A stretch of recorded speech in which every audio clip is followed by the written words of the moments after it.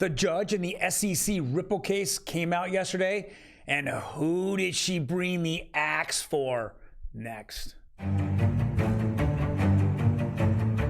That article, we're going to talk about Signature Bank and our famous Silvergate, as well as we're going to go talk about Mt. Gox again. It looks like there's a deadline that needs to be hit next on OG Crypto and NFTs. Welcome, everyone. My name is Troy, and every day we go over the latest news in digital assets or digital currencies, as well as non-fungible tokens, NFTs. Now, before we jump into this, do me a favor, hit that subscribe button. Boom, boom, boom. Helps out our channel and gets everybody up to date on what is happening. Let's jump right into it. This is from Yahoo Finance. Signature Bank can thread the needle on cutting crypto as Silvergate Bank collapses, says JP Morgan. Well, let's just go over what's happening here. It looks like our federal government, and especially our current White House occupant, has said that they are watching this very closely. Signature Bank came out about 45 days ago and says they will not move any crypto over the SWIFT system that's less than $100,000. Basically, they're just choking off a lot of what Binance, who used Signature Bank, choked off Binance and a lot of the small guys that are out there, small investors. Well, Silvergate handled more of the medium and some of the VCs out there, as well as had loans. Well, guess what they're doing? They're collapsing everywhere. So it looks like the on-ramps and off-ramps are going to be much tighter here with crypto, especially for bigger firms, and even to get to those bigger, the number one, I should say, exchange, Binance. They're going after Binance. They're going after bigger companies, getting more involved here. Maybe they're cutting down manipulation. That's the only positive, but I don't think that's what the government's about. I think the government's about our banking system, and they want to make sure our banking system jumps into crypto before crypto takes off and becomes the standard. That's what's happening here, definitely in my eyes. Silvergate's just, I think, days away from collapsing completely and going into receivership. Bankruptcy/receivership. I think Signature Bank is just going to put the screws to it. And I think Binance US is going to have issues, and they're going to try to take Binance down. I think that's the whole idea.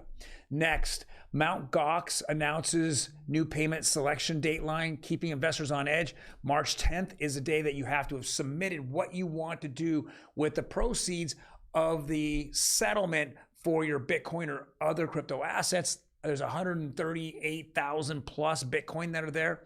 If you want to take possession, fantastic. If you want them to sell it off, great. If you want to then go into a cold storage wallet, whatever you want to do, they want to know what they want you to do with your proceeds, and that's going to happen. I think that this is absolutely going to be hitting pretty hard on the market. I know today the market took a dump because of what Powell said, but we all knew Powell was going to come out with a hawkish eye, and of course he did, and we just saw that Bitcoin drop 500 points very quickly. It's kind of recovered a little bit, but everyone's got to feel that jitter that Bitcoin's having and the altcoin market, that we're ready to dump some more, and we're ready to dump hard. Next, we're going to go over our lead story here. There's no question that everybody in crypto is looking at it, except for some influencers who don't want nothing to do with Ripple. Ripple SEC case is the case of all cases. It will be the case that either determines what a security is and what a commodity is and what a cryptocurrency is and where the line is drawn here through the court system. Unfortunately, as has been said many, many times, the SEC has no allegiance to the law, according, quote unquote, from the actual judge in this case, to give any information out about what actually they feel is a security or not. We just saw lawyers 2 days ago from the SEC just made a comment like, oh, well, Binance US has been selling illegal securities. They just went over the Voyager case, and they came out and said, we're going to stop the Voyager bankruptcy and Binance buying the Voyager assets because the Voyager tokens is a security. And I'm like, well, dude, where were you at 2 years ago? The regulator failed us over and over and over again. And then he comes out and he wants to go ahead and wants to slap people around. Well, he's just trying to hold back the small guy, me and you, our crypto investor, because he knows that he wants his buddies at Jamie Dimon, Goldman Sachs, JP Morgan, Blackstone. He wants those to walk in.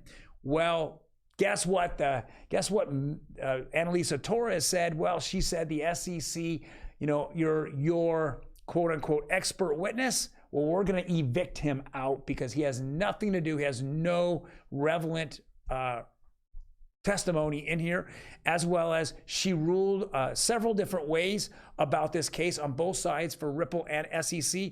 She removed at least one, if not two different testimonies, expert witnesses out of this. And she made a few different rulings on this. She's setting it up. I know that there was a Twitter space last night. There was Deaton was on it. Jeremy Hogan was on it. And they're saying it looks like we're running into the SEC about ready to get a ruling against them that the current day Ripple or XRP coin is not a security, that possibly somewhere in the past, maybe in 2012, 2013, it was sold as a security. But then again, the SEC hasn't come up with any one sale that they said was a security. And according to Ripple, they sold only to accredited investors. So there's going to be a whole argument there. All this was done yesterday by the judge to set up, if there was going to be a trial, she wanted to set up with all the relevant information from both sides that they can go argue at a trial. This was going to be after whatever judgment that she made, which, if we go one step further, John Deaton had come out and said, John Deaton from Crypto Law, he said that a judgment and a decision could be made tonight through March 31st, and he felt very confident. We heard James K. FILAN say he feels more confident it's definitely going to happen in the next 2 weeks. We're seeing this happen, right before our eyes. We feel, though, if there is a bad judgment against the SEC, I think that the judge was trying to go set this up and get the SEC and Ripple in a room and let's put a settlement together. The only reason why, there's a couple things that are happening here. Gensler will do that. If Gensler wants to utilize this case as a win for him, because he's going to make sure everything is hidden behind a settlement, including all the Hinman emails, that makes sense for his political future.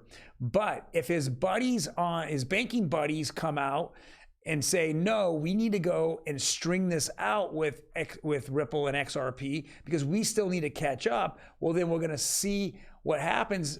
What's probably going to happen is a Ripple win, and then they're going to go turn around and appeal it and then try to get that dragged out. Unfortunately, what's going to happen on that appeal is that all the news outlets and media is going to come out and say, hey, Ripple won. The judge had to say it. Now you can appeal it all you want, and it could take 6 months for even if the next court to even want to listen to it. If they don't want to listen to it, then you have to appeal it to the Supreme Court. And we knew last Friday that Ripple had set up for, let's go to the Supreme Court. If we have to go all the way, we're going all the way. So they're already looking in the future, and they are just posturing with Gary Gensler and the SEC on what they feel that if they lose, they already have plan B and plan C in place, versus what does the SEC have in place? Well, they can't prove that today's modern, XRP is a security because their only expert witness just got evicted. He didn't even talk to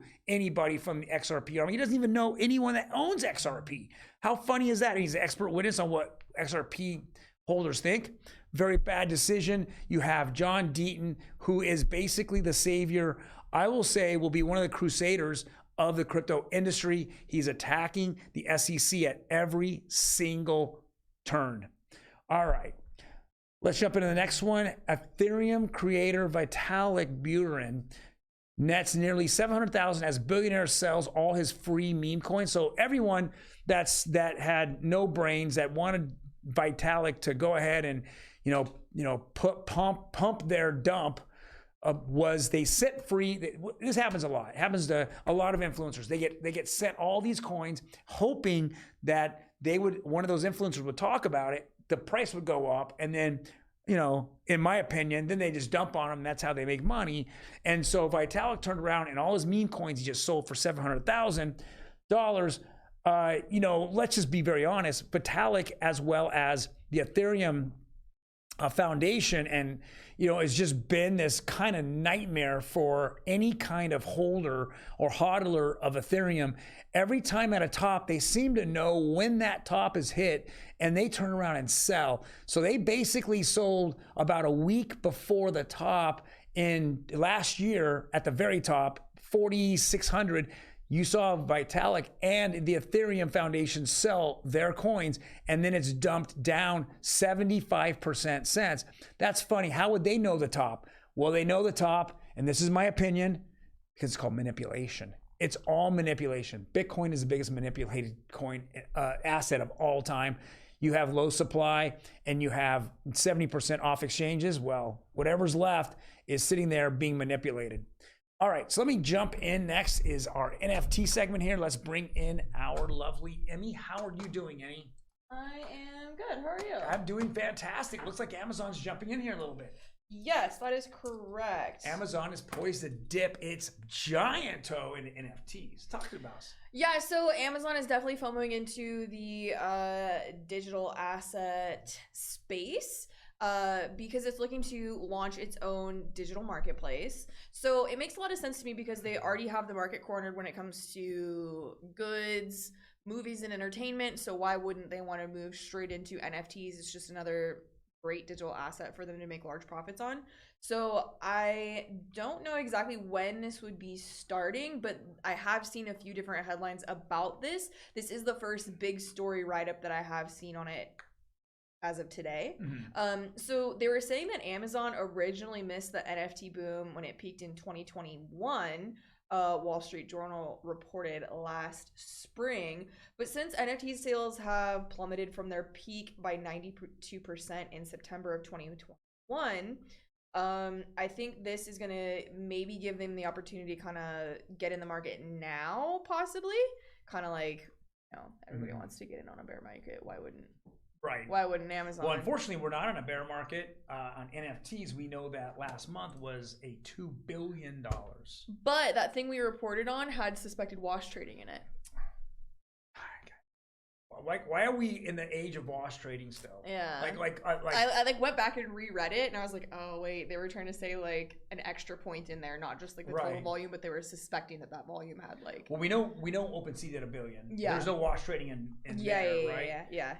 And I'm not sure how you would wash trade in NFTs, but if the article said that, but yeah, we know for sure that was the largest amount of transactions through OpenSea in about 9 months. So wild. So it makes a lot of sense to me that Amazon is looking to get into this.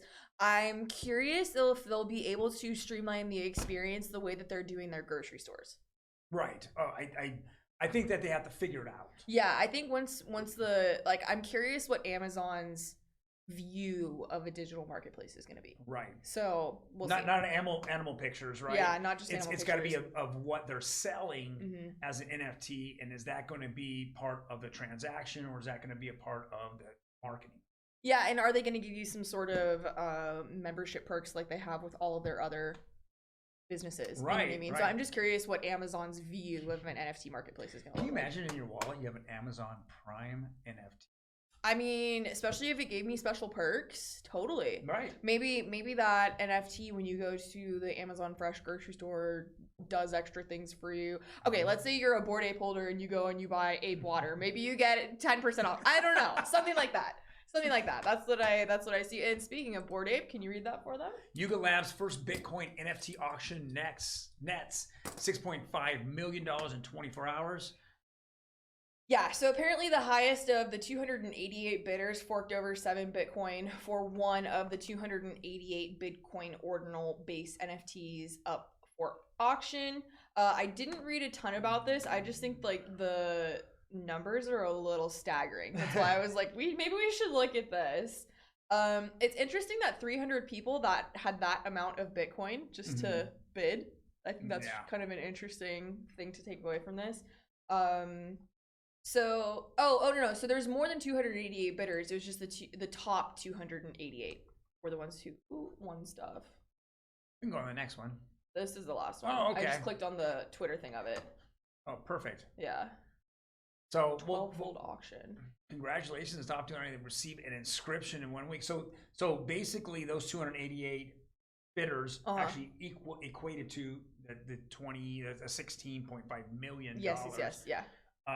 This is crazy. I mean, it's crazy news when you start looking at these things. You know, Yuga Labs is one of the top, non-utility NFT companies out there. I mean, they have their own metaverse. They have the Bored Apes. They have Ape Water. I saw it at 7-Eleven, the one right here. Did you? Yeah. Ape Water? I was like, I should buy it, but I won't because it's literally just water in a can. Right. Yeah. But it could have some kind of long-lasting collectability. Could. Just throw it out there. It could. Just throw it out there. Are you going to store it for me? Oh my God. You guys have a fantastic day. My name is Troy. This is Emi. And what is her famous sign off? Bye.